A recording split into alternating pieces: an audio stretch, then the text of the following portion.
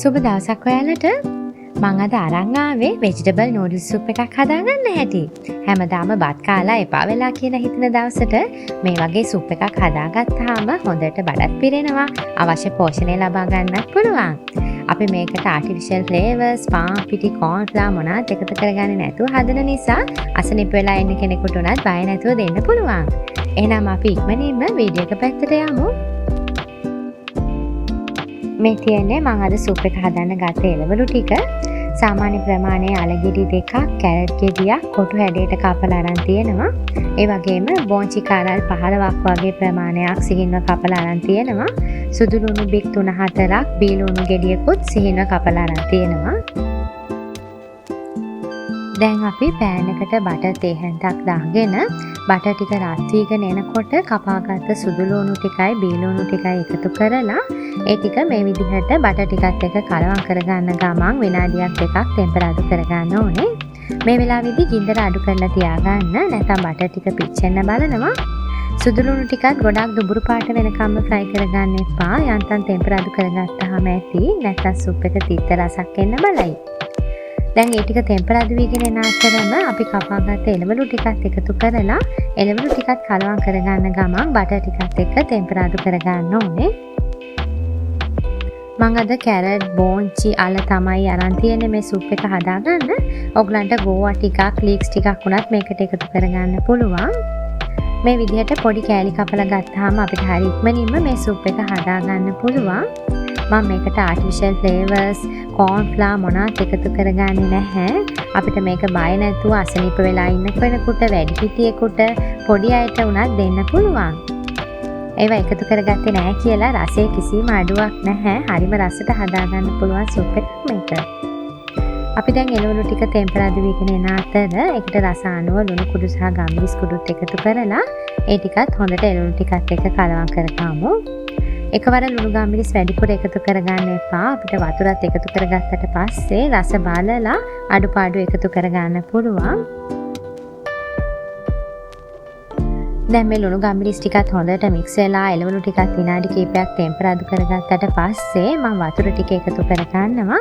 අද මම මේ සුප් එක 3 දෙනෙකුට වගේ හදාගන්න නිසා වතුර මිලිලීටර 700ක් එකතු කරගත්තා.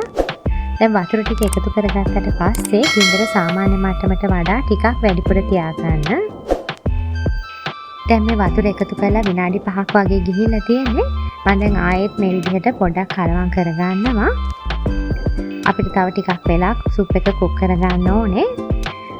එළවලු ටික තැඹීගෙන එනකොට වතුර ටික හිඳීගෙන යනවා කියලා ඔයගලන්ට හිතෙනවා නම් වතුර මදි වගේ නම් තව වතුර ටිකක් එකතු කරගත්තට කමක් නැහැ. දැන් මේ වතුර එකතු කරලා විනාඩි 10ක් වගේ ගිහිල්ලා තියෙන්නේ. මම දැන් ආයෙත් ටිකක් මේ විදිහට කලවම් කරගන්නවා. දැන් නම් මගේ එළවලු ටික තැඹිලා තියෙන්නේ. දැන් මම ලිප ඔෆ් කරන්න කිට්ටු කරලා නූඩල්ස් ටිකත් එකතු කරගන්නවා. නූඩල්ස් ටික කුක් වෙන වැඩි වෙලාවක් යන්නේ නැහැ. වැඩි මොනවත් විනාඩි 2-3ක් වගේ යයි. ඒ නිසා ලිප ඔෆ් කරගන්න කිට්ටු කරලා මේ ටික එකතු කරගන්න.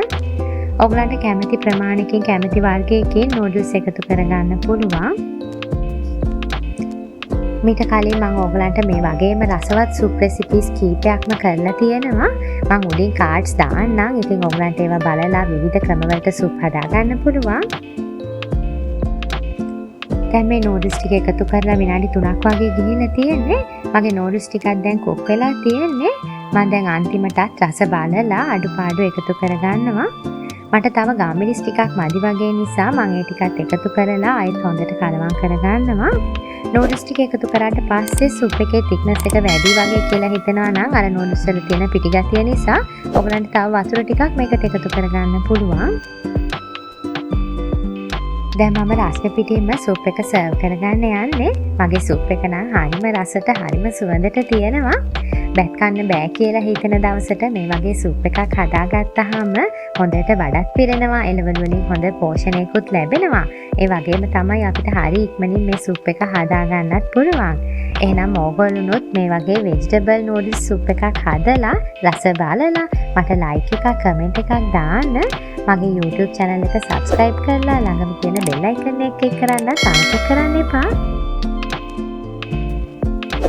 මගේ තවත් අලුත් රෙසිපීස් දැනගන්න ස්ටාර් කිචන් එකේ Facebook page එක ෆලෝ කරන්න. මම නැවතත් මේ වගේ රසවත් වීඩියෝ එකක් අරන් එනකම් ඔයාලා සතුටින් පරිස්සමෙන් ඉන්න. සුබ දවසක්.